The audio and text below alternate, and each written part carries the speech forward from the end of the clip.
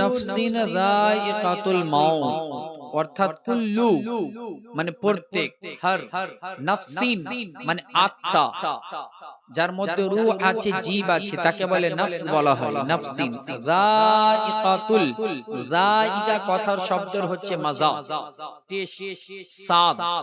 মাউত মানে হচ্ছে মৃত্যু। এক কথাই বোঝা গেল যে প্রত্যেক নফসকে, প্রত্যেক আত্মাকে মৃত্যুর স্বাদ গ্রহণ করতে হবে। কথাটা লক্ষ্য করবেন, আল্লাহ তাআলা কোরআন পাকে বলছেন যায়িকাতুল মাউত। যায়িকা কথার অর্থ হচ্ছে টেস্ট, মাজা, মানে মৃত্যুটা কি জিনিস এটা প্রত্যেক আত্মাকে এর স্বাদ গ্রহণ করতে হবে, মরতে হবে এটা না। তার মানে এখানে কি বোঝা যাচ্ছে যে মানুষ, আমরা যাকে দেখি যে দুনিয়ার বুকে আত্মা বেরিয়ে গেল, তো তার মানে ওই ব্যক্তি চিরদিনের জন্য শেষ তা নয়। আসল জিন্দেগানি মাউতের পর শুরু হলো। জোরে বলে। এবার প্র্যাকটিক্যালে কয়েকটা কথা বলি, আপনি যেটা সচক্ষে দেখছেন বা বুঝতে পারবেন। আপনার গ্রামে কোনো ব্যক্তির সঙ্গে সাক্ষাৎ হলে, মডল সর্দার আসসালামু আলাইকুম, ওয়ালাইকুম সালাম, কেমন আছেন? জি ভালো। হঠাৎ করে শুনতে পাচ্ছেন যে সর্দার সাহেব, মডল সাহেব বা কমিটি, মসজিদের কমিটি কারো একজন ইন্তেকাল হয়ে গেছে। তো সারা গ্রামবাসী দেখার জন্য তাকে আসে। তো যখন দেখছে সত্যি সে ইন্তেকাল করে গেছে, ইন্তেকাল যে কথা বলি এটা আরবি শব্দ। ইন্তেকাল কথার অর্থ হচ্ছে মুনতাকিল, এক জায়গা থেকে অন্য জায়গা হচ্ছে পরিবর্তন করা, মুনতাকিল করা, গমন করা। বুঝতে পেরেছেন? তো ওই ব্যক্তি যখন মৃত্যুবরণ করে, তো তাকে যখন দেখতে আসে তখন কিন্তু আচ্ছা বলুন দিল থেকে একটু উত্তর দিবেন, আজ পর্যন্ত দেখতে গিয়ে তাকে কেউ সালাম দিয়েছেন? সালাম দিইনি। যখন ওই মুর্দা ব্যক্তিকে যখন গোসল দেওয়া হয়, কেউ সালাম দিয়েছে? দেয়নি। যখন মুর্দা ব্যক্তিকে যখন কাফন পড়ানো হয়, কেউ সালাম দেয়? দেয় না। যখন কাফন পরিয়ে এবার তাকে জানাজার জায়গায় নিয়ে যাওয়া হয়, তাকে কেউ সালাম দেয়? দেয় না। যখন জানাজার নামাজ পড়া হয়, জানাজার নামাজ পড়ে যখন কবরে দাফন করি, তখন কেউ সালাম দিই না। দাফন করে কমপ্লিট করে যখন ফিরে আসি তখন বলি কি, আসসালামু আলাইকুম ইয়া আহলাল কবর। জোরে বলুন, হে কবরবাসীরা, তোমাদের প্রতি, তোমাদের উপরে শান্তি বর্ষিত হোক। তাহলে সালাম কাকে দেওয়া হলো? সালাম মুর্দাকে দেওয়া হয় না, জিন্দাকে দেওয়া হয়। আর নবী আমার বলেন, তোমরা কবর দেখতে গেলে কবরবাসীকে সালাম করবে। জোরে বলুন। আমরা তাদেরকে সালাম করে থাকি, তারা আমাদের সালামের মানে প্রশ্ন শুনে থাকে, তারা উত্তর দেয়, আমরা তাদের উত্তরটা শুনতে পাই না, কিন্তু তারা উত্তর দেয়। আজ জেনে মোহতারাম, আপনারা সকলে হাদিস শুনেছেন, জানছেন যে মৃত্যুর পরে একজন মুর্দার অবস্থা কি হতে পারে। এই বেরাদার, এই জায়গায় আমরা যারা বসে আছি, আমরা একদিন না একদিন ইন্তেকাল করে ইহকাল থেকে পরকাল আমরা গমন করব, এতে কোনো সন্দেহ নাই। কিন্তু যারা চলে গিয়েছে তাদের হয়েছে, আর যারা শুনছি তাদের হবে। কি আমরা শুধু এতটুকু জানি যে দাফন করে দিলাম, বাস চলে আসলাম, কিন্তু দাফন করার পর কি হয় সেটা একমাত্র গায়বের সংবাদদাতা নবী দো জাহাঁ বলতে পারেন। জোরে বলুন। নবী আমার বলতে আছেন, যখন মুর্দা ব্যক্তিকে কবরে দাফন করা হয়, তখন সেই মুর্দা ব্যক্তির অবস্থা কি হয় জানেন? বিশ্ব নবী সাল্লাল্লাহু তাআলা আলাইহি ওয়াসাল্লাম বলেন, যখন মুর্দা ব্যক্তিকে কবরে দাফন করে দেওয়া হয়, কবরে দাফন করে দেওয়ার পরে মুর্দা ব্যক্তিকে ওই কবর সর্বপ্রথমে এমন ভাবে চাপ দেয় যে তার হাড়গুলো চূর্ণ বিচূর্ণ হয়ে যায়। যখন মুর্দাকে কবরে দাফন করা হয়, তো কবর এমন ভাবে চাপ দেয়, নবী বলতে আছেন, এটা কার হবে জানেন? যারা গেছে তাদের হয়ে গেছে, যারা শুনছি তাদের হবে। তবে একটা অপশন আছে, সামনে শুনতে পাবে। বিশ্ব নবী সাল্লাল্লাহু তাআলা আলাইহি ওয়াসাল্লাম বলতে আছেন আরো অপর হাদিসে, তার মাফহুম বলি দয়ার নবী মুস্তাফা বলেন, যখন মুর্দা ব্যক্তিকে কবরে দাফন করে দেওয়া হয়, কবরে দাফন করে দেওয়ার পর ওই মুর্দা ব্যক্তিকে কবরে এমন ভাবে চাপ দেয় যে তার হাড়গুলো চূর্ণ বিচূর্ণ হয়ে যায়, এবং ওই কবরে চুল পর্যন্ত প্রবেশ করানো যায় না। আল্লাহ আল্লাহু আকবার। এতটা কবর চাপ দিবে, নবী আমার উদাহরণে বলছেন যে ওই কবরে এবার চুলও প্রবেশ করানো যাবে না। এবার ভাবুন যে ওই মানুষের অবস্থা কি হবে। তবে একটা কথা বলি বাপ, একটা কয়েদিকে যখন কোনো পুলিশ ধরে তো আদর করে ধরে না, যেখানে হাত দিবে সেখানে ব্যথা করবে, আছে কিনা? আর মা যখন সন্তানকে জড়িয়ে ধরে যেমনই ধরবে বাচ্চা কান্না থেকে চুপ হয়ে যায়, আদর পেয়ে যায়, জোরে বলে। তো মা যখন ধরলো জড়িয়ে তো বাচ্চা চুপ হয়ে গেল, আর পুলিশ যখন একটা কয়েদিকে ধরে তো কান্না করতে লেগে যায়। তো দুটার মধ্যে পার্থক্য আছে, এ ধরছে আযাব দেওয়ার জন্য আর এ ধরছে আদর দেওয়ার জন্য, জোরে বলুন। তো মুমিন ব্যক্তিকে যখন কবরে রাখা যায় তার আপনার চাপ আলাদা, আর যখন মুর্দা ব্যক্তি যখন মুনকির হয়, কাফের হয়, মুশরিক হয়, যখন আপনার দেখা গেল মুনাফিক হয় তো তার চাপ আলাদা হয়। আল্লাহু আকবার। তবে চাপ সবারই হয়, এই চাপ থেকে বাঁচার জন্য কি করতে হবে হাদিস শুনুন। হযরতে সাদ ইবনে মাস রাদিয়াল্লাহু তাআলা আনহু এমন জায়েদ আপনার সাহাবী, এমন সাহাবী যার এমন ফজিলত বর্ণনা করা হয়েছে। যখন হযরতে সাদ ইবনে মাস রাদিয়াল্লাহু তাআলা আনহু ইন্তেকাল করে, আমার নবী বলতে আছেন যে সাদ ইবনে মাসের জানাজার নামাজে আসমান থেকে ৭০,০০০ ফেরেশতা অংশগ্রহণ করেছেন, জোরে বলুন সুবহানাল্লাহ। অপর জায়গাতে বলতে আছেন যে হযরতে সাদ ইবনে মাস রাদিয়াল্লাহু তাআলা আনহু জানাজার নামাজে এত অসংখ্য ফেরেশতা এসেছিলেন যে আসমান থেকে অবতীর্ণ হওয়ার কারণে সূর্যের আলো দুনিয়ায় পৌঁছাতে পারেনি, অন্ধকার হয়ে গিয়েছিল। এজন্যই ঝাঁকে ঝাঁকে ফেরেশতা আসার কারণে। তবে বলুন তো দেখি, যেই ফেরেশতা এত ফেরেশতা যার জানাজার নামাজে অংশগ্রহণ করেছে, সেই সাদ ইবনে মাস রাদিয়াল্লাহু তাআলা আনহুকে যখন জানাজার নামাজের পরে কবরে দাফন করা হয়, কবরে দাফন করে দেওয়ার পর এবার ওই কবর এবার দেখতে পাচ্ছে একদিক থেকে সবে মাটি দিয়ে চলে আসে, দাফন করা হয়ে গেল। নবী দো জাহাঁ সরওয়ারে কাউন মাকা বিশ্ব নবী সাল্লাল্লাহু তাআলা আলাইহি ওয়াসাল্লাম হযরতে সাদ ইবনে মাস রাদিয়াল্লাহু তাআলা আনহু কবরের কাছে দাঁড় হয়ে আছেন। আমার নবী মুস্তাফাতে আমার নবীকে দেখার জন্য সাহাবীগণ দাঁড় হয়ে আছেন। কারণটা কি?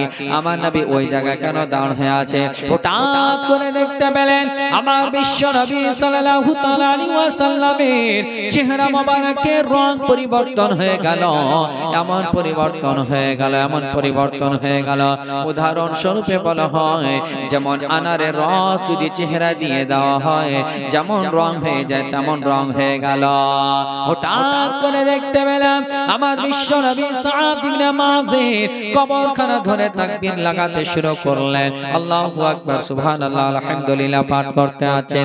রিওয়ায়াতে বর্ণনা করতে আছে সাহাবীগণেরা আমার বিশ্ব নবী যেমন তাসবিহ পাঠ করেন, সাহাবীগণেরাও আমার নবীর শুনে শুনে তাসবিহ পাঠ করতে আরম্ভ করলেন।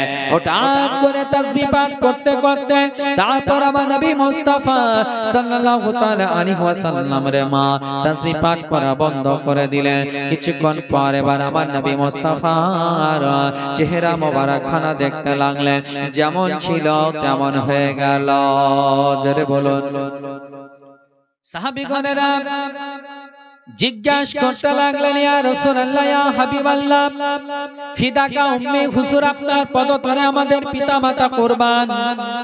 হুজুর একটা আমাদের জানার বিষয় ছিল। নবী আমার বললেন, বলো বলো।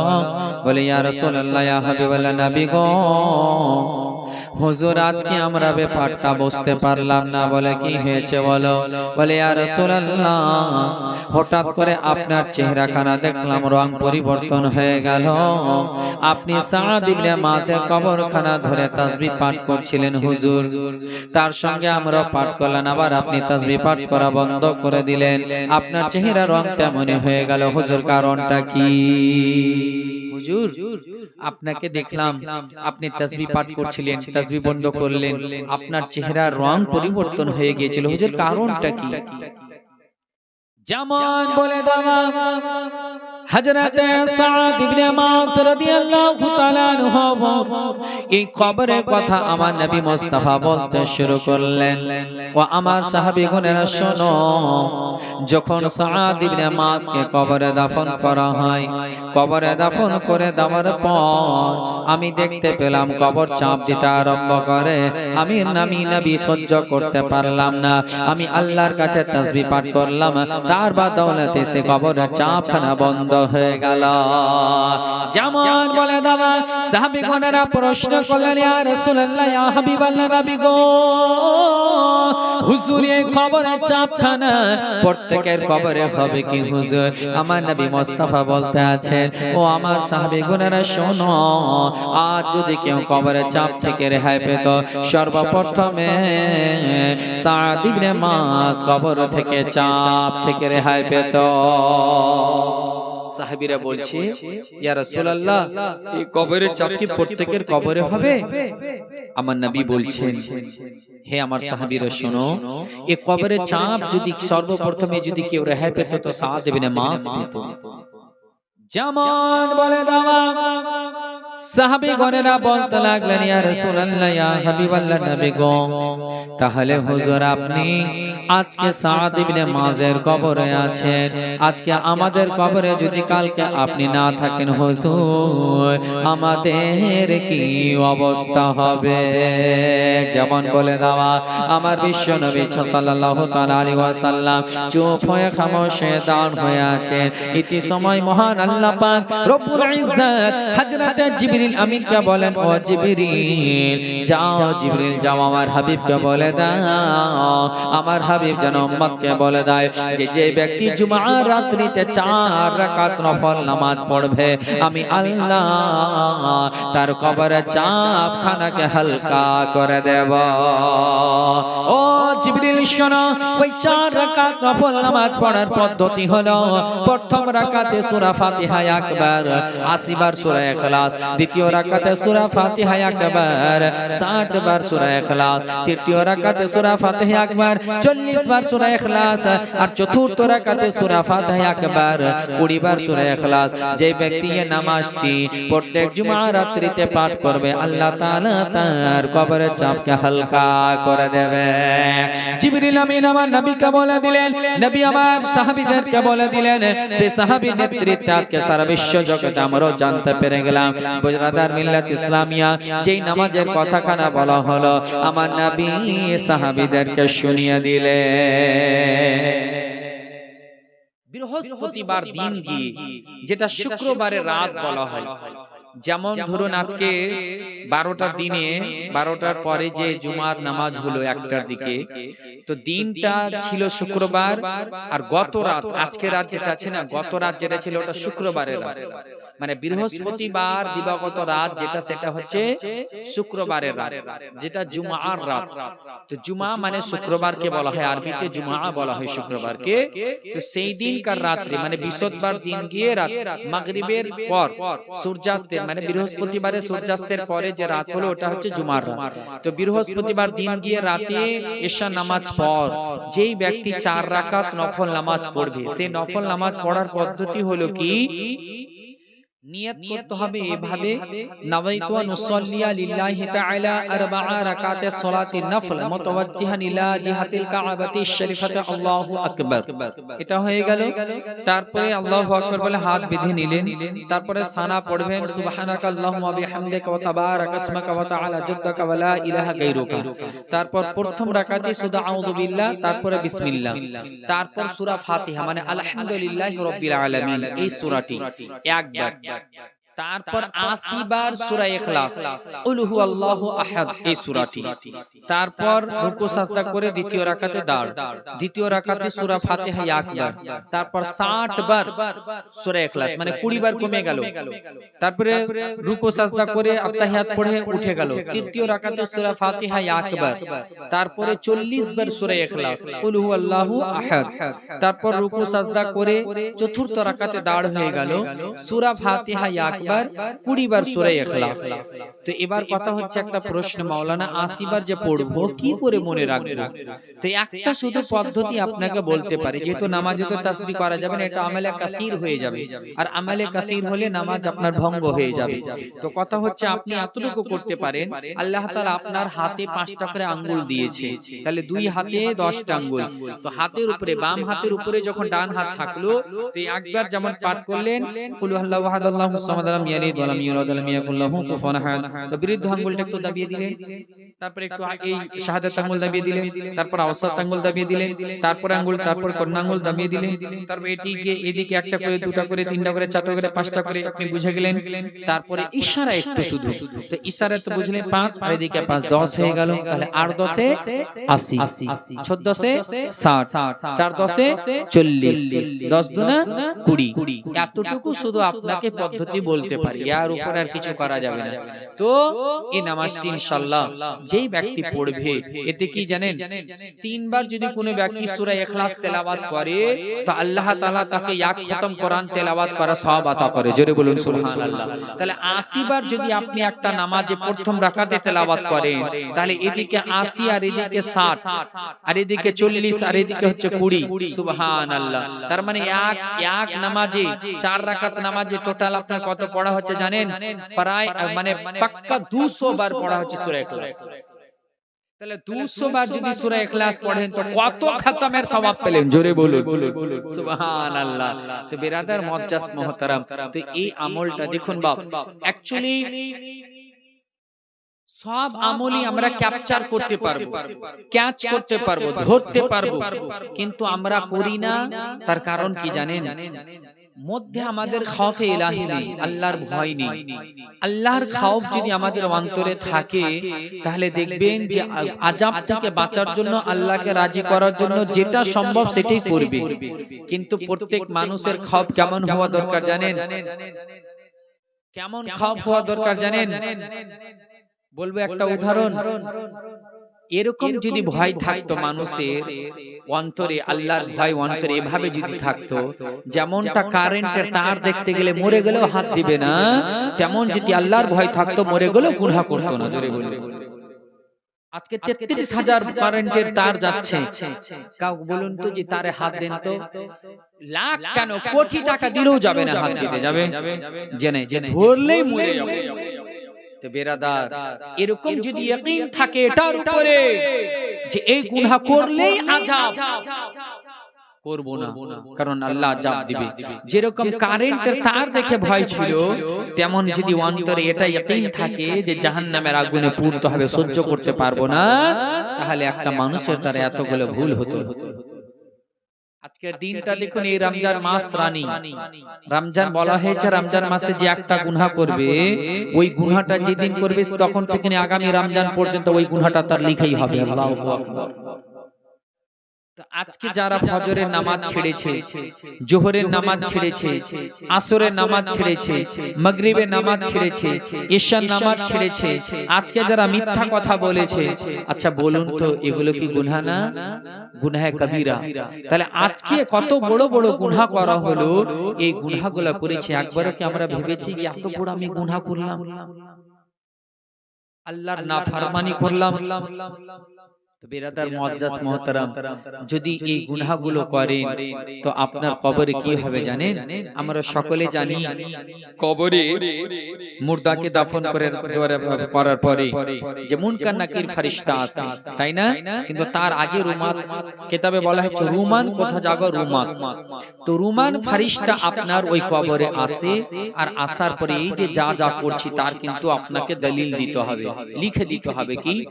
যেমন ওই কবরে মুর্দা ব্যক্তিকে দাফন করে দেওয়ার পর কবরে চাপ হয়ে যাওয়ার পরে মুনকার নাকির ফেরেশতা আসার পূর্বে একজন ফেরেশতা আছে, যার নাম হচ্ছে রুমাত ফেরেশতা।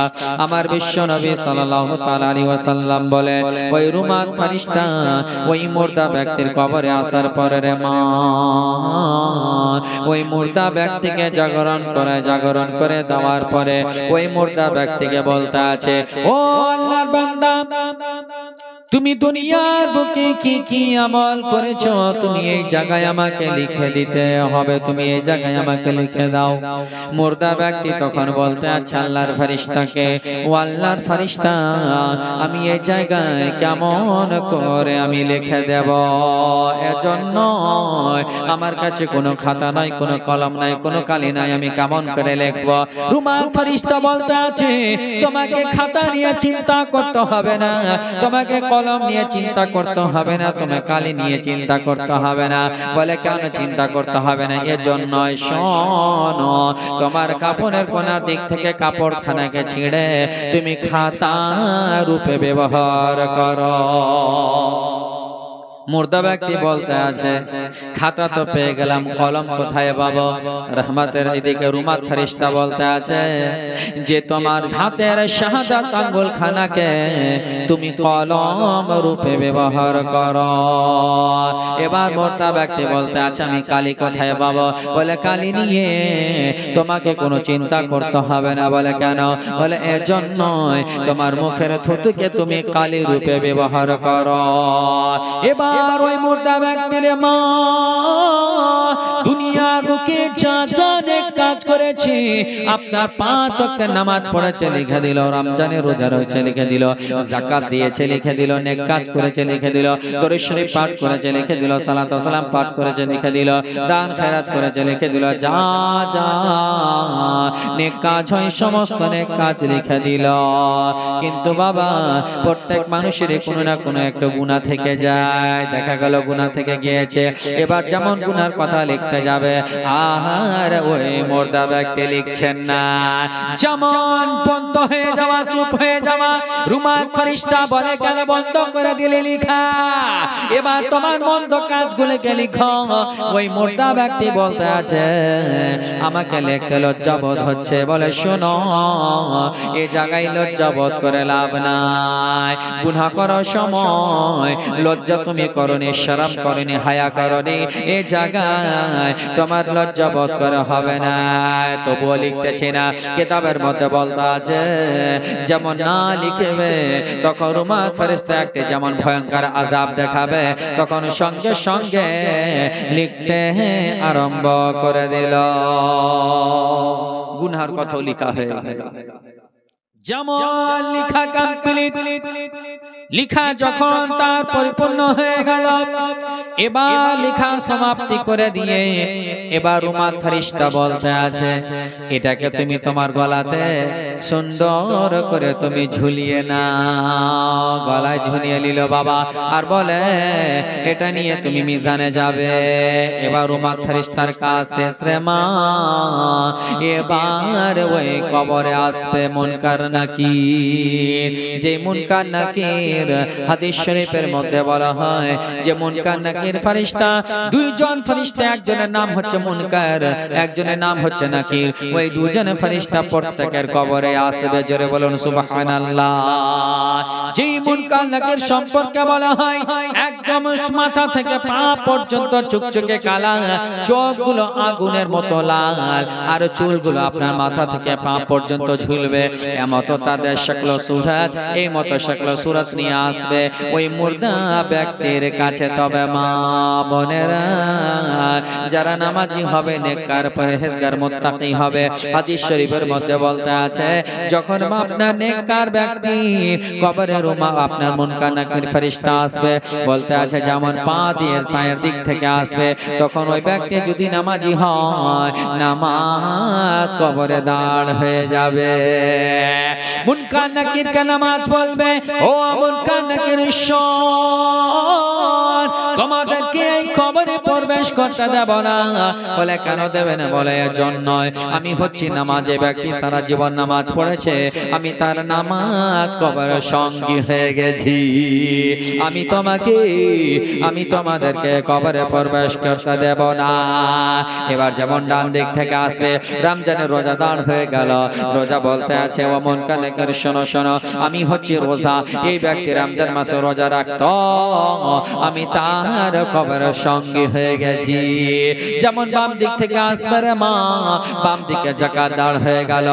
যাকাত বলতে আছে এই ব্যক্তি যাকাত দিত, এই ব্যক্তি দান দিত, আমি তার দান যাকাত আমি দাঁড় হয়ে আছি, তোমাদেরকে এই কবরে প্রবেশ করতে দেব না।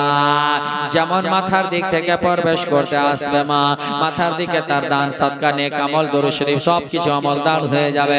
বলবে ও মনকা নাকি আমরা তার নেক আমল রয়েছে, এই কবরে আমি তোমাদেরকে প্রবেশ করতে দেব না।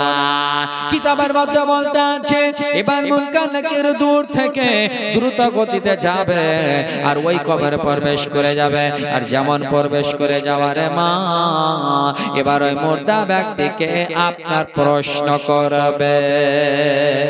তবে বলুন, যেই কবরে নামাজ রোজা হজ যাকাত তার নেক আমল থাকবে, তার উত্তরটা আসান হবে না কঠিন হবে? একটু জোরে বলুন।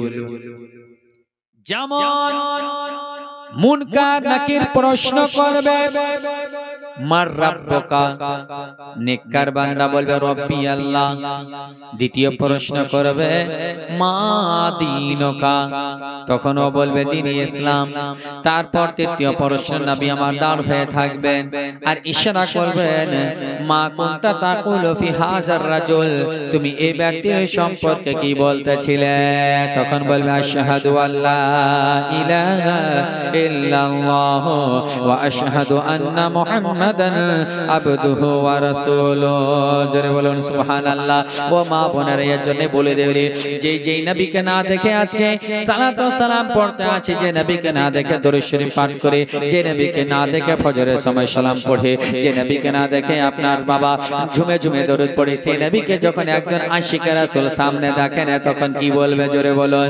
এর জন্য কবি বলছেন कि कब्र में सरकार आए तो मैं कदमों में गिरूं, गर फरिश्ते यूं उठाए तो मैं उनसे यूं कहूं, अब तो पाए नाज से मैं ऐ फरिश्तों क्यों उठो, अब तो पाए नाज से मैं ऐ फरिश्तों क्यों उठो, मर के पहुंचा हूँ यहाँ इस दिल रुबा के वास्ते, तड़पा के उनके कदमों में मुझको इरादशा, जिस वक्त हो लहदा में, जिस वक्त हो लहदा में जियारत रसूल की, हाँ जिस वक्त हो लहदा में जियारत रसूल की, क्यों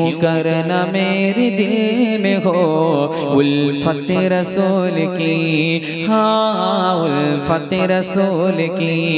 अरे जन्नत में लेके जाएगी, जन्नत में लेके जाएगी चाहत रसूल की, हाँ जन्नत में लेके जाएगी चाहत रसूल की। कि पूछे जो नबी मन नकीरन कब्र में, कि पूछे जो नबी मन नकीरन कब्र में, पूछे जो नबी मन नकीरन कब्र में, पूछे जो नबी मन नकीरन कब्र में, उस वक्त हो लहदा में, उस वक्त हो मेरे लब पे मिदहत रसूल की, हाँ उस वक्त हो मेरे लब पे मिदहत रसूल की। चलता हूँ मैं भी काफिले वालों को जरा, चलता हूँ मैं भी काफिले वालों को जरा, चलता हूँ मैं भी काफिले वालों रुको जरा, मिलने दो बस मुझे भी, मिलने दो बस मुझे भी इजाजत रसूल की, हाँ मिलने दो बस मुझे भी इजाजत रसूल की, मिलने दो बस मुझे भी इजाजत रसूल की। कि सरकार ने बुला के मदीना दिखा दिया, होगी नसीब होगी मुझे नसीब शफाअत रसूल की। बोलुन सुभान अल्लाह। আমার নবী বলছেন कि मन सारा कब्री वजबत लाहु शफाअती, যে ব্যক্তি আমার রওজা জিয়ারত করলো তার জন্য আমার শাফাত ওয়াজিব হয়ে গেল। জোরে बिरादर मुअज्जज शेर सुनुन। कि सरकार ने बुला के मदीना दिखा दिया, होगी मुझे नसीब शफाअत रसूल की। या रब दिखा दे आज की शब जलवा-ए हबीब, एक बार तो अता हो, एक बार तो अता हो ज़ियारत रसूल की, हाँ एक बार तो अता हो ज़ियारत रसूल की। क्यों करना मेरे दिल में हो उल्फत रसूल की, क्यों करना मेरे दिल में हो उल्फत रसूल की। যেমন বাবা তিনটি প্রশ্নের উত্তর দিয়ে দেওয়া, তিনটি প্রশ্নের যেমন উত্তর দিয়ে দেওয়া নেককার বান্দা মুনকার নাকির ফেরেশতা এবার তখন আসমানের দিকে মুখ করে বলতে আছেন, যেমন বলতে আছে আল্লাহ তোমারে বান্দা সঠিক উত্তর দিয়ে দিয়েছে।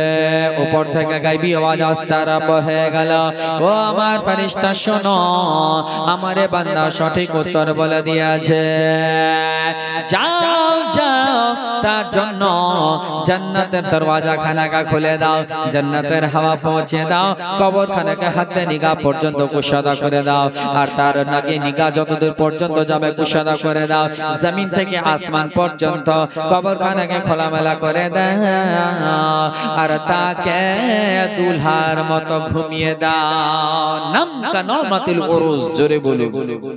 আমরা এই যে উরুস উরুস বলি না, যেমন আগামী কালকে দাঁড়িয়েপুরে উরুস আছে না, এই উরুস কথার অর্থ হচ্ছে দুলহা। দুলহা তো আল্লাহ তাআলা বলছেন ফেরেশতা আমার ওই নেক সালেহ বান্দাকে দুলহার মতো ঘুমিয়ে দাও। নাম কানামাতিল উরুস, নাম ফেলে আমার এসে নাম তুমি ঘুমাও, কানামাতিল উরুস যেমন দুলহা ঘুমায়, যেমন দুলহা ঘুমায় তেমন আরাম সে ঘুমিয়ে গেল। এ বেরাদার তখন ঘুমাবে, উঠবে কখন? কিয়ামতের ময়দানে।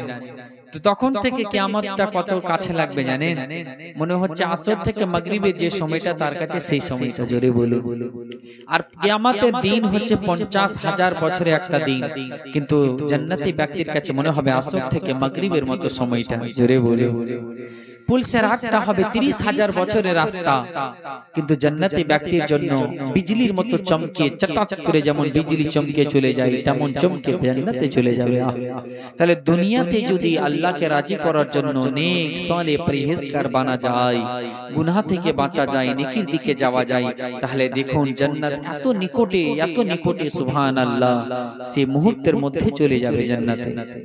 কিন্তু আজিজানে মুহতারাম আমরা নিজেরাই আমরা কঠিন করছি। আর যারা উত্তর দিতে পারবে না তার অবস্থা কি হবে? যেমন মুনকার নাকির ফেরেশতা ওই মুর্দা ব্যক্তিকে জিজ্ঞাসা করবে যে দুনিয়ার বুকে আপনার কোন নেক কাজ করেনি বাবা, আল্লাহকে রাজি করেনি। তাকে যখন প্রশ্ন করবে মার রাব্বুকা, বলবে হায় হায় লা আদরি, বলবে মা দীনুকা, বলবে হায় হায় লা আদরি, বলবে মা কুনতা তাকুলু ফি হাজার রাজুল, বলবে হায় হায় লা আদরি।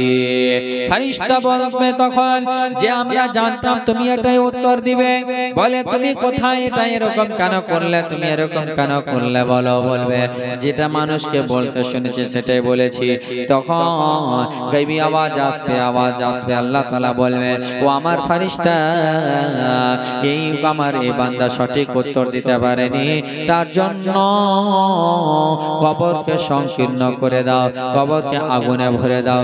জাহান্নাম থেকে একজন এবং কোন কিতাবে বলা হয়েছে দুইজন ফেরেশতা আযাবের জন্য চলে আসবে। ওই কবরের মা যেই কবরে তিনটি প্রশ্নের উত্তর দিতে পারলো না, সেই কবরে জাহান্নাম থেকে দারোগা আসবে, আপনার জাহান্নাম থেকে ফেরেশতা আসবে আযাব নেওয়ার জন্য। আর ওই কবরে আপনার আযাব শুরু হয়ে যাবে।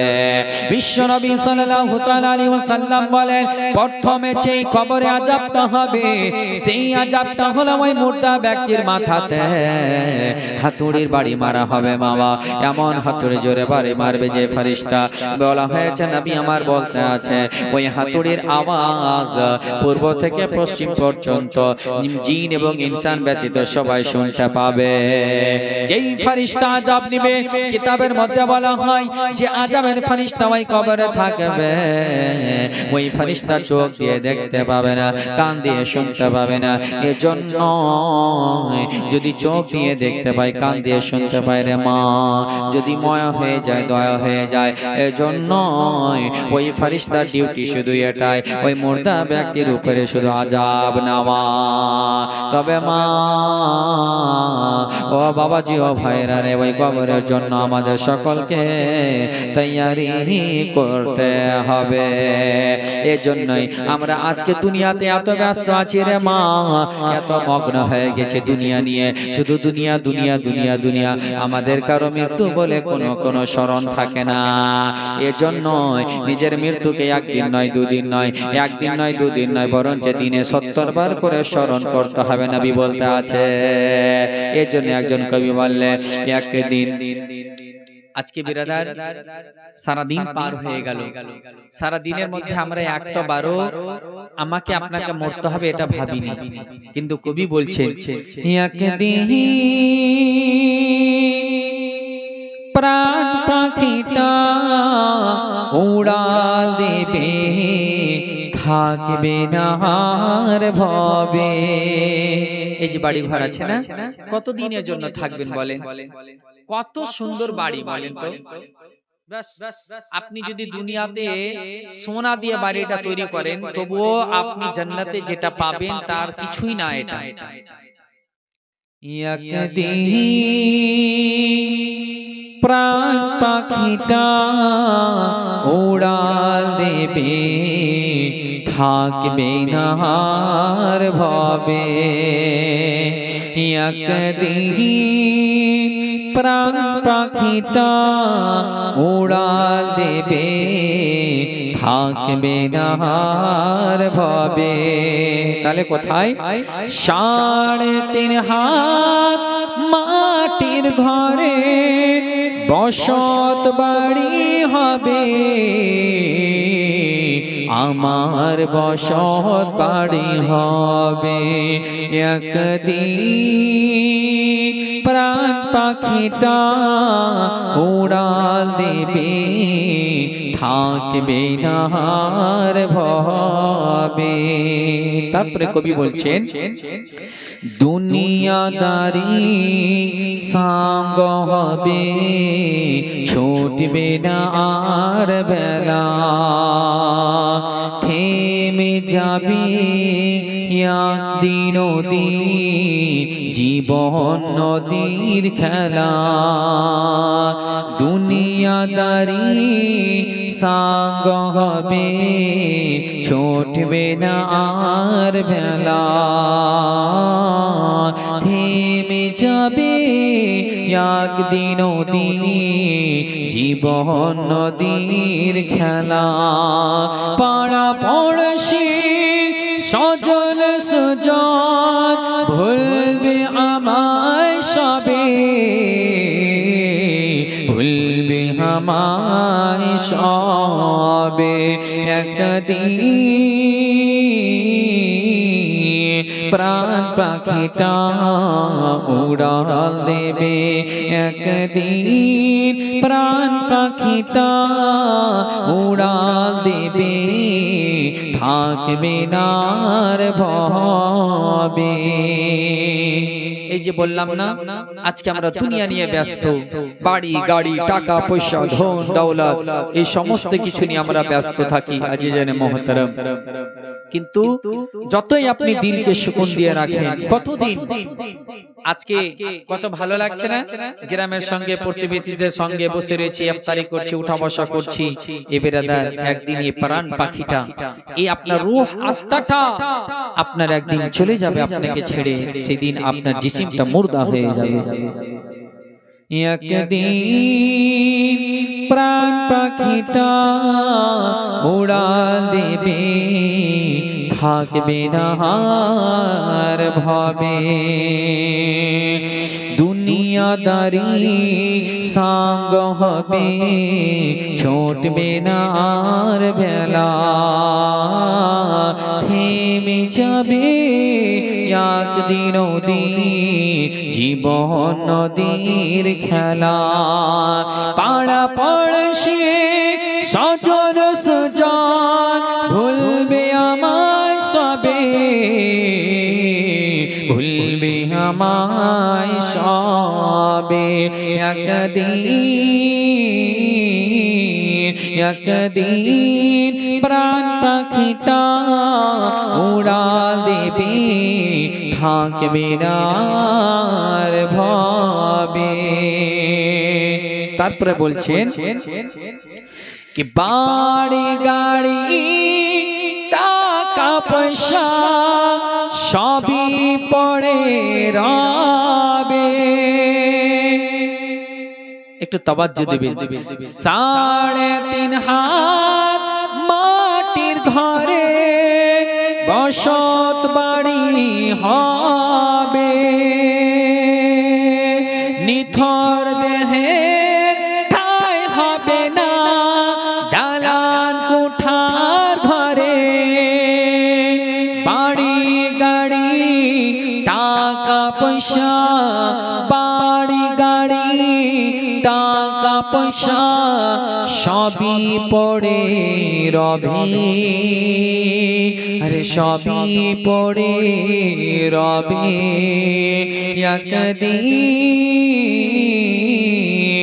একদিন প্রাণ পাখিটা উড়াল দেবে, থাকবে না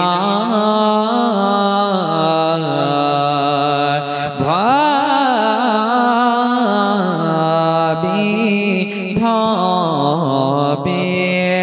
আল্লাহুম্মা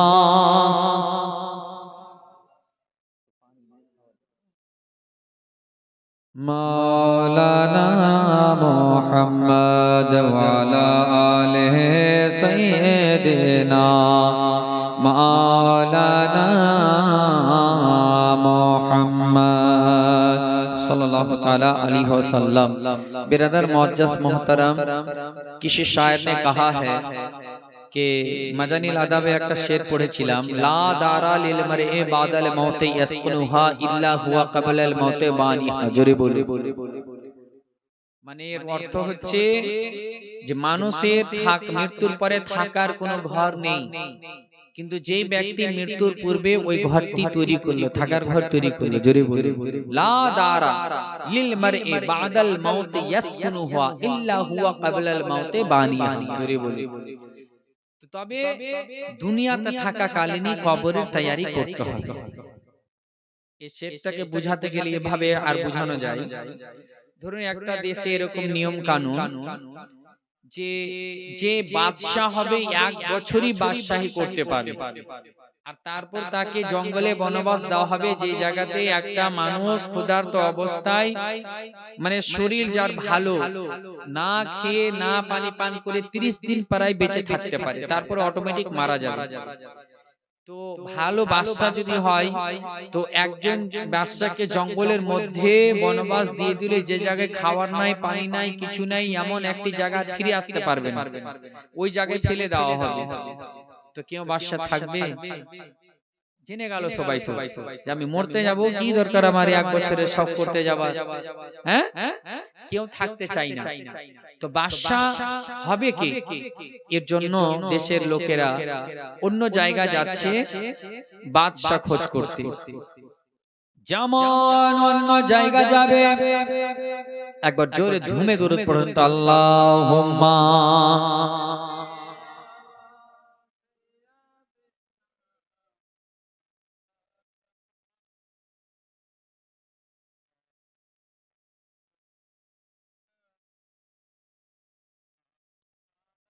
মুহাম্মাদ, আল্লাহুম্মা সাইয়্যিদিনা মাওলানা মুহাম্মাদ ওয়া আলা আলিহি সাইয়্যিদিনা মুহাম্মদ সাল্লাল্লাহু তাআলা আলাইহি ওয়াসাল্লাম। যেমন বাবা ওই দেশের লোকেরা অন্য দেশে বাদশা খোঁজ করার জন্য যায়, একটি নদী পার হবে। নদী পার হওয়ার সময় বাবা একটা নৌকাতে তারা আরোহণ করলো। মাঝি নৌকা চালিয়ে যায়, আর মাঝি জিজ্ঞাসা করতে আছে, ভাই তোমরা কোথায় যাবে? বলে বলিও না গো, আমরা খুব চিন্তিত। বলে কেন? বলে এজন্যই আমাদের দেশের বাদশা কাকে যে বানাবো, কোনো বাদশা পাওয়া যায় না। বলে কি কেন? কেন বাদশা পাওয়া যায় না? বলে না। বলে কেন? মাঝির একটু চালাক ভাই, নৌকা চালিয়ে চালিয়ে বিভিন্ন ধরনের লোকের সঙ্গে কথা বলে বলে গল্প শুনে শুনে বুদ্ধি এমনি তৈরি হয়ে যাবে। তো বলছে কেন? বলছে যে এই ব্যাপার, যে বাদশা হবে 1 বছরই থাকতে পাবে, তারপরে তাকে বনবাস দেওয়া হবে। বলে আমি থাকবো। বলে সত্যি? বলে হ্যাঁ। বলে চলো নৌকা ঘুরাও। নৌকা ঘুরিয়ে দিল, তারা চলে আসলো। আসার পর এবার মাঝি তো চলে আসলো, দেশের লোককে এক জায়গায় করা হলো। এক জায়গায় করার পর এবার দেশের মানুষকে বলছে, আপনাদের শর্ত কি? বলি এটাই শর্ত, বাদশা আমাদের 1 বছরই থাকতে পাবে, তারপরে তাকে 1 বছর পূর্ণ হতে গেলেই তাকে বনবাস দিয়ে দেওয়া হবে। বলে আমি থাকবো, তবে আমার একটা শর্ত। বলে কি? বলে আমি যা বলবো দেশের মানুষকে ওটাই শুনতে হবে।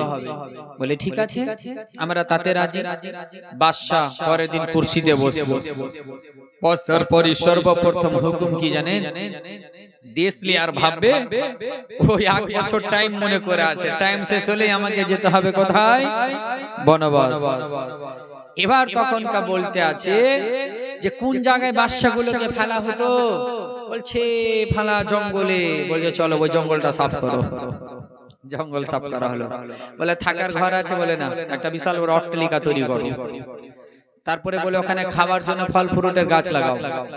ওখানে সব একটা মানুষের যা যা জিনিস প্রয়োজন, বডিগার্ড উইগার্ড সবকিছু তৈরি করা হোক।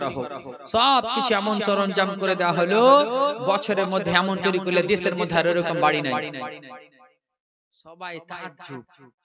এবার ওই বাদশা, এর পূর্বের বাদশাগুলো দেখছে আর 3 দিন সময় তো ঘাম চলে আসছে ভয়ে যে শেষ আমার লাইফ, আর এ শুধু তাড়াহুড়া করছে কখন 3 দিনটা পার হবে, কখন 3 দিন পার হবে। হ্যাঁ, কেন জানেন?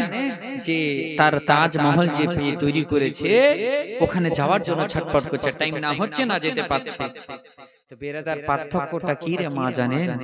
এটাই পার্থক্য যে লা দারা লিল মারই বাদাল মাউত ইয়াসকুনুহা ইল্লা হুয়া ক্বাবলাল মাউত বানিহা। যে তেমনি যারা মুমিন ব্যক্তি দুনিয়াতে আল্লাহকে রাজি করলো, জান্নাত তৈরি হয়ে গেল, তো তারা মৃত্যু থেকে ভয় করে না, কখন নবীর দিদার করবার, কখন জান্নাতে যাব। জোরে বলি। আর যারা গুনাহ করে থাকে, যদি বলে যায় তুমি ডাক্তার বলে দিয়েছে তুমি একটা মাছ বাঁচবে, তো তুই আচার ধাপাড় বাড়ি ঘর বিক্রি কর, কি করে বাঁচা যাবে? এই বেরাদার, আমরা মুসলমান বাঁচার চেষ্টা করি কিন্তু মরার না। হাত্তাকে মৃত্যু থেকে বাঁচে কেন লাভ নেই, বরঞ্চ মৃত্যুর পর জাহান্নাম থেকে বাঁচার চেষ্টা করুন। মৃত্যু থেকে বাঁচার চেষ্টা করে লাভ নাই, জাহান্নাম থেকে বাঁচার চেষ্টা করুন, জিন্দেগি কামিয়াব হবে। আর মৃত্যু থেকে বেঁচে কি করবেন? আচ্ছা আজকে বেঁচে গেলেন, 10 বছর পর আবার তো মৃত্যুর কাছে আসতে হবে। আচ্ছা আবার বেঁচে গেলেন, তারপর কতদিন বাঁচবেন বলেন? কতদিন? 60 বছর, 70, 80, 90, 100, তারপরে তো আবার যেতে হবে। তো যখন যেতেই হবে তো ওখানে তৈয়ার করুন না বাবা।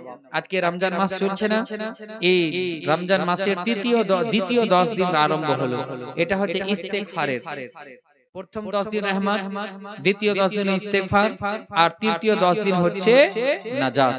তো আজকে এই ইস্তেগফার যে আপনার বখশিশের জন্য চলছে, এই বখশিশের জন্য এই টাইমগুলোতে বেশি বেশি ইস্তেগফার করুন, তওবা করুন, সব সময় ইস্তেগফার বেশি বেশি তেলাওয়াত করুন, আল্লাহর কাছে মাফি চাওয়ান। এই রমজান মাসটা এমন একটি মাস যে 11 মাসে বান্দা আল্লাহর কাছে যদি ক্ষমা না করতে পারে তো রমজান মাসে সুযোগ দেয়। জোরে বলুন সুবহানাল্লাহ। কিন্তু আজকে মুসলমান আমরা রমজান মাস কি আমরা তার গুরুত্ব বুঝলাম না। মনে হয় না যে অনেক জায়গায় দেখে মনে হয় না যে এটা রমজান মাস। আজিজানে মুহতারাম, এমন ভাবে কাটান না, এমন ভাবে জীবন তৈরি করুন যে সুবহানাল্লাহ বিহামদিহি, যেন মৃত্যুর পরে যেন লজ্জিত না হতে হয়। রাসূল পাক জিজ্ঞাসা করবে কবরে, হে আমার উম্মত বলো তোমার মডেলের অবস্থা কি?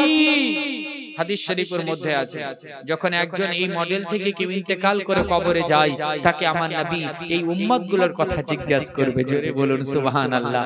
আমার নবী জিজ্ঞাসা করে, হে আমার উম্মত বলো মডেলের গ্রামের আমার উম্মতদের খবর কি, তারা কেমন আছে?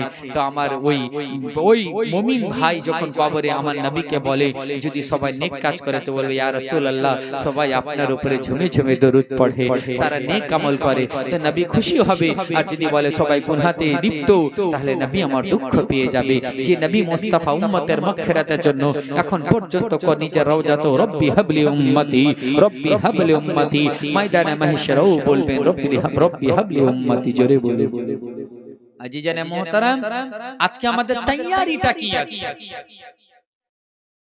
আজকে আমরা আমার নবী বলতে আছেন সকাল হতে গেলে সন্ধ্যার অপেক্ষা করিও না, আর সন্ধ্যা হতে গেলে সকালের অপেক্ষা করিও না। তাহলে আজকে আমরা কেমন করে বলি যে 10 বছর পর এটা করব, 1 বছর পর ওটা করব। আমরা নেক কাজ করি না, আর বড় বড় সোচ করছি। হঠাৎ করে কখন কার কি মৃত্যু হয়ে যেতে পারে আমরা শুনি না। হঠাৎ বিশেষ ঘোষণা, ফালা জন ইন্তেকাল করে গেছে। ওই ব্যক্তি তো কালকে কথা বললো জি মডেল স্ট্যান্ডে, ওই যে হ্যাঁ লোকটা হঠাৎ মারা গেল জি। এ বেরাদার কি হতে পারে, দেখালো ও ইন্তেকাল করলো। যদি আপনি করে যেতেন তো কি হতো? আচ্ছা এখানে অনেকজন বসে আছেন, আপনার অনেক চিনার পরিচয় বন্ধু বা কাকা চাচা যার সঙ্গে উঠা বসা করতেন, সে আপনার মারা গেছে না, এখন সে কবরে আছে না? আচ্ছা বলুন তো, আজ যদি আপনি মরে কবরে থাকতেন, ও যদি এই দুনিয়াতে থাকতো, তাহলে কি করতেন? চেঞ্জ করার কিছু পদ্ধতি অবলম্বন করতে হয়। অনেক পদ্ধতি আছে যেগুলোকে আমাদেরকে স্মরণ করতে হবে বাবা। এজন্য বলে যে আজ মৃত্যুকে আমরা ভুলে রয়েছি, মৃত্যুকে ভুললে হবে না। প্রত্যেকটি সময়, দুঃখের সময় মৃত্যুকে স্মরণ করতে হবে, খুশির সময়ও মৃত্যুকে স্মরণ রাখতে হবে। চোখেরই পলকে তুমি হতে পারো লাশ, চিরতরে বন্ধ হবে তোমার নিঃশ্বাস। চোখেরই পলকে তুমি হতে পারো লাশ, চিরতরে বন্ধ হবে তোমার নিঃশ্বাস। চোখেরই পলকে তোমায় হতে পারো লাশ, চিরতরে বন্ধ হবে তোমার নিঃশ্বাস। আর হঠাৎ করে মসজিদে যখন এলান হবে বিশেষ ঘোষণা, ফালাজন ইন্তেকাল হয়ে গেছে, আল্লাহু আকবার। আজিজানে মুহতারাম, তো এই যে একদিন এলান এর ওয়ার শুনছি, একদিন আমার আপনার এলান হবে। বিরাদার মিল্লাত ইসলামিয়া, আজ নিজের মৃত্যুর পর আমাদের কি যে জায়গায় থাকতে হবে সেটার তৈয়ারি করি। এই বাড়ি ঘরের যা তৈয়ারি করছি, বাড়ি ঘর দোতলা তিনতলা টাইলস এসি আবিঝাবি দিয়ে সোচ ফিকির করছি, এগুলো হচ্ছে দুনিয়ার জন্য, এগুলো হচ্ছে আমার আপনার জন্য কি জানেন, মুসাফির খানা। আমার নবী বলেন আদ দুনিয়া ওয়াসিজুল মুমিন ওয়া জান্নাতুল লিল কাফির, দুনিয়া মুমিনের জন্য কয়েদখানা বেহেশত, আর মুমিনের জন্য কয়েদখানা আর কাফিরের জন্য হচ্ছে জান্নাত বেহেশত। তো আমরা মুমিন, আমাদেরকে দুনিয়াকে জান্নাত তৈরি করলে হবে না বাবা, আমাদের জান্নাত আল্লাহ আখিরাতে রেখেছে। জোরে বলুন, ওই জান্নাতে কোনো কাফের কোনো মুশরিক যেতে পাবে না, ওই জান্নাতে যাবে মুমিন বান্দা নবীর গোলাম যাবে। জোরে বলুন সুবহানাল্লাহ। জান্নাতটা অ্যাকচুয়ালি নবীর আশিকের জন্য করা হয়েছে, জোরে বলুন। আর জাহান্নামটা করা হয়েছে নবীর গুস্তাখের জন্য, জোরে বলুন সুবহানাল্লাহ। চাহে গুস্তাখী নামধারী মুসলমান হোক আর চাহে গুস্তাখী নামধারী যেই হোক, রেহাই নাই। বাস জান্নাতে যাওয়ার জন্য নবীর মোহাব্বত সার্টিফিকেট লাগবে, জোরে বলে। একটু যদি গুস্তাকি হয় নাম কেটে যাবে, যেতে পাবে না। যেমন পাসপোর্ট করতে গেলাম, তো আমাকে বলছে মাওলানা আপনার আধার কার্ড এটা ফটো চেঞ্জ করতে হবে। বলছে কেন? বলছে যে এটা ফটো ছোট কার আছে, এখনকার ফেসের সঙ্গে করতে হবে। আবার করে আসলে বলছে 1 মাস পর দেবে, তারপর পাসপোর্ট হবে। ভাবলাম যে হয়তো ইনশাআল্লাহ এই রমজানে হতে যেতাম উমরাতে, তো খাইর নবী যখন ডাকবে তখন ইনশাআল্লাহ যাবই। তবে ইনশাআল্লাহ দোয়া করবে এই সালের মধ্যে আপনার চেষ্টায় যখন হোক ইনশাআল্লাহ বের হবে আল্লাহর রহমতে। প্রচুর ব্যস্ততা কাজের মধ্যেও, তবে জিন্দেগিটা আপনি যেমন ভাবে কাটাবেন আল্লাহ তাআলা আপনাকে তেমন ভাবে কাটাতে দিবে, জোরে বলুন। कुरान बोलें ला युकल्लिफुल्लाहु नफ्सन इल्ला वुसअहा, अल्लाह ताला किसी नफ्स को मुकल्लफ नहीं बनाता मगर उसकी ताकत के मुताबिक। आज के অনেকে এখানে আছে ধর্মজি নামাজ, এই কিছুদিন পরে এই ধর্মজি নামাজ কেমন আপনার কি এখন ধরছেন না, এখন পড়ছেন না, তো আপনাকে সুযোগ দিয়েছে, মাপ আছে, গুনাহ হবে না। এই বেরাদার এক ওয়াক্তের নামাজ যেই ব্যক্তি ছেড়ে দেবে সেই ব্যক্তিকে ৮০,০০০ মানে ৮০ কোটি বছর জাহান্নামে থাকতে হবে। আল্লাহু আকবার। ৮০ কোটি বছর জাহান্নামে পড়তে হবে এক ওয়াক্তের নামাজ ছেড়ে দেওয়ার জন্য। এই কথার জন্য আমি একটা প্র্যাকটিক্যালি বলি, কথাটা মনে রাখবেন। কি জানেন জোহরের আজানে কতক্ষণ? জোহরের নামাজে আমাদের কতটা টাইম লাগে? 10 মিনিট, 15 মিনিট। আচ্ছা 15 মিনিট টাইম লাগছে ধরেন, তো 15 মিনিট আপনি নামাজ পড়তে যেন না, বাড়িতে একটা কাজ করবেন কাল থেকে। কি করবেন জানেন? আয়রন আছে বাড়িতে, ইস্ত্রি আয়রন, ওই আয়রনটা ফুল হিট দিবেন, আর মসজিদে আজান হবে আর সবাই যাবে নামাজ পড়তে, আপনি বাড়িতে ওই আয়রনটা ফুল হিট দিয়ে বুকের উপরে দিয়ে থাকবেন। পারবেন? পারবেন দিয়ে থাকতে? তো 15 মিনিট যদি ওই ফুল হিট দেওয়া আয়রনটা সহ্য না করতে পারেন, কাল কিয়ামতের ময়দান 50,000 বছর কি করে দাঁড় হয়ে থাকবে। আল্লাহু আকবার। 15 মিনিট সহ্য করতে আল্লাহু আকবার আমরা বলি, বাপরে মাগে করতে লেগে যায় 50,000 বছর। যেই দিন সম্পর্কে বলা হয় কিয়ামতের ময়দান এমন হবে, আমার বিশ্বনবী সাল্লাল্লাহু তাআলা আলাইহি ওয়াসাল্লাম বলতে আছেন, মাটিটা হবে তাম্বার, সূর্য যে এখন সাত আসমানের উপরে রয়েছে, সূর্যের মুখ আপনার উপরের দিকে রয়েছে। কাল কিয়ামতের ময়দানে সূর্যের মুখ আপনার জমিনের দিকে হয়ে যাবে। যেই কিয়ামতের ময়দান এমন একটা দিন হবে, যেই একটা দিন এমন একটা দিন হবে 50,000 বছর দিন রে মা। আজকে দুনিয়ার বুকে আমরা 40 বছর 50 বছর অতিবাহিত করতে কত কি আমাদের সময় পার হয়ে যায়, কিন্তু রে মা যে 50,000 বছর এমন একটা কঠিন দিন, সেই দিন সবাই নাফসি নাফসি করবে, ভাবুন তো দেখে কেমন হবে। কিন্তু যারা নেককার বান্দা, যারা দুনিয়াতে আল্লাহকে রাজি করেছে, যারা আল্লাহকে রাজি করেছে, রাসূলকে রাজি করে নিয়েছে, তারা কাল কিয়ামতের ময়দানে আরশে আযমের ছায়ার তলে থাকবে। জোরে বলুন সুবহানাল্লাহ। যাদের মন সব সময় মসজিদের দিকে লেগে থাকবে, তারা সেই ছায়ার তলাতে থাকতে পাবে। জোরে বলুন। যারা আপনার ইনসাফওয়ার আদিল হবে, ইনসাফওয়ার হবে, বাদশা হবে, ইনসাফওয়ার, তারা ওই ছায়ার তলে থাকতে পাবে। আজি জানে মুহতারাম বিরাদার মিল্লাত ইসলামিয়া, তো আমাদের মনটা মসজিদে দূরের কথা, নামাজ পড়ার ইচ্ছা নেই, তার আগে যদি একটু লং হয়ে গেল, মুলি সাহেব দেরি করে দিল মনে হয়, মানে মসজিদে মন টিকবে না। হ্যাঁ, এই বিরাদার নামাজ যখন পড়বেন, একটা কথা বলি বাপ, সব সময় নামাজ যখন নিয়ত করবেন, নিয়ে এই খুশি আর খুঁজে পাবেন কেমন করে জানেন?